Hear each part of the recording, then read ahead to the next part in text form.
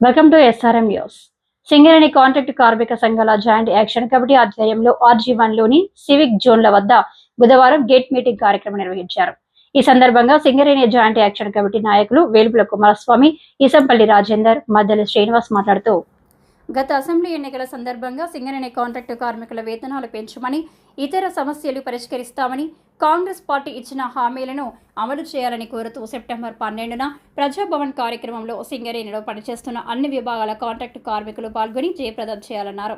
గత అసెంబ్లీ ఎన్నికల సందర్భంగా రాష్ట్ర ముఖ్యమంత్రి రేవంత్ రెడ్డి గోదావరికడి ఇల్లందు భూపాలపల్లి ప్రచారంలో భాగంగా కాంగ్రెస్ ప్రభుత్వం ఏర్పడితే వేతనాలు పెంచుతామని, కార్మికుల సమస్యలు పరిష్కరిస్తామని హామీ ఇవ్వడం జరిగిందని ఈ సందర్భంగా వారు గుర్తు చేశారు. ఉప ముఖ్యమంత్రి మల్లుబట్టి విక్రమార్క కూడా వేతనాలు పెంచుతామని హామీ ఇచ్చారని, నెల రోజుల్లో వేతనాలు పెంచుతామని, కోల్ ఇండియా వేతనాలు ఇప్పిస్తామని రామగుండం ఎమ్మెల్యే ప్రకటించారని వారు తెలిపారు.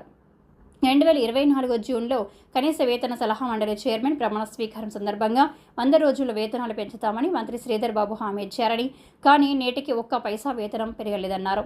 ఈ స్థితిలో కాంట్రాక్టు కార్మికులంతా ప్రభుత్వానికి మళ్లీ విన్నవించేందుకు జైలో ప్రజాభవన్ రావాలని పిలుపునిస్తున్నట్టు వారు తెలిపారు. ఇంకా ఈ కార్యక్రమంలో TUCI పెద్దపల్లి జిల్లా అధ్యక్షుడు తూకల రమేష్, CITU జిల్లా నాయకులు మేదరి సారయ్యలతో పాటు కాంట్రాక్టు కార్మికులు పాల్గొన్నారు. అధికారంలోకి వచ్చిన తర్వాత సుమారు సంవత్సరాల కాలం గడిచిపోయినప్పటికీ కూడా ఇప్పటి వరకు కాంట్రాక్ట్ కార్మికుల సమస్యల గురించి పట్టించుకున్నటువంటి పరిస్థితుల్లో ఈ కాంగ్రెస్ ప్రభుత్వం లేదు. ఎప్పుడు చూసినా కూడా మాటలు చెప్తూ దాట వేస్తుంది తప్పితే కాంట్రాక్ట్ కార్మికుల భవిష్యత్తు గురించి మాత్రం ఆలోచిస్తున్నటువంటి పరిస్థితి లేదు. అందుకోసమే సింగరేణిలో పనిచేసే కాంట్రాక్ట్ కార్మికులకు కనీస వేతనాలు 26,000 రూపాయలకు పెంచాలని, అదేవిధంగా లాభాల వాటా 20,000 రూపాయలు ఇవ్వాలని, దీంతో పాటుగా పెండింగ్లో ఉన్న సమస్యలు పరిష్కారం చేయాలని, గత BRS ప్రభుత్వం ఇచ్చినటువంటి హామీలతో పాటుగా ఆ ప్రభుత్వం హయాంలో ఇచ్చినటువంటి 22 నంబర్ జీవో ఏదైతే ఉందో ఆ జీవోను ఈ ప్రభుత్వం వచ్చిన తర్వాత గెజెట్ చేసి అమలు చేస్తానని చెప్పేసి సింగరేణి కాంట్రాక్ట్ కార్మికులకు హామీ ఇచ్చింది. ఇప్పటి వరకు కూడా 22 నంబర్ జీవో గురించి మాట్లాడుతున్న పరిస్థితి లేదు. అంతేకాకుండా కాంగ్రెస్ ప్రభుత్వం గెలిచిన ఒక్క నెల లోపులనే హైపవర్ కమిటీ వేతనాలు ఇస్తానని చెప్పేసి కూడా వాగ్దానం చేసిన పరిస్థితి ఉంది. ఒకవైపు 22 నంబర్ జీవోను అమలు చేసిన పరిస్థితి లేదు, దాంతోపాటు హైపవర్ కమిటీ వేతనాలు ఇచ్చిన పరిస్థితి లేదు. ఏ వేతనాలు లేకుండా ఉన్న వేతనాలు తగ్గించేటువంటి జీవోలు ఇచ్చేటువంటి పరిస్థితుల్లో ఈరోజు కాంగ్రెస్ ప్రభుత్వం ఉంది. దాన్ని కాంట్రాక్ట్ కార్మిక సంఘాలుగా తీవ్రంగా వ్యతిరేకిస్తున్నాం. అదేవిధంగా ఇప్పుడు డిమాండ్ చేస్తూ ఈ నెల 12వ తారీఖున చలో ప్రజాభవన్ కార్యక్రమానికి జేఏసీగా పిలుపుడం జరిగింది. ఈ పిలుపులో సింగరేణిలో పనిచేసేటువంటి కాంట్రాక్ట్ కార్మికులు అత్యధిక సంఖ్యలో కదిలి వచ్చి ఆ కార్యక్రమాన్ని జయప్రదం చేయాల్సిందిగా కాంట్రాక్ట్ కార్మికులకు విజ్ఞప్తి చేస్తున్నాం. ఇప్పటికైనా కాంగ్రెస్ ప్రభుత్వం ఎన్నికల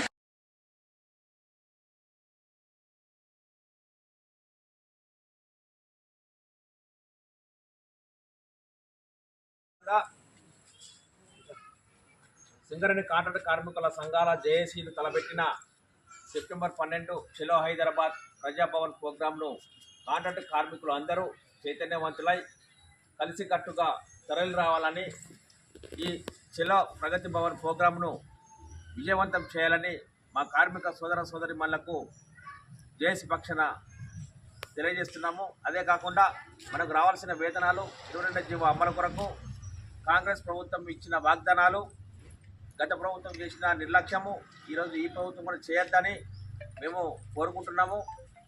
కాబట్టి కోల్బెల్ట్ ప్రాంతంలో ఉన్న ఎమ్మెల్యేలు కూడా కాంట్రాక్ట్ కార్మికులకు సపోర్ట్గా కలిసి వచ్చి వాళ్ళు కూడా రేవంత్ రెడ్డి గారికి మా కాంట్రాక్ట్ కార్మికుల కోసం వివరించి జీతాలు పెంచే విధంగా ముందుండి మాకు సహకరించాలని చెప్పి కాంగ్రెస్ పార్టీ ఎమ్మెల్యేలందరికీ కూడా వేడుకోవడం జరుగుతుంది.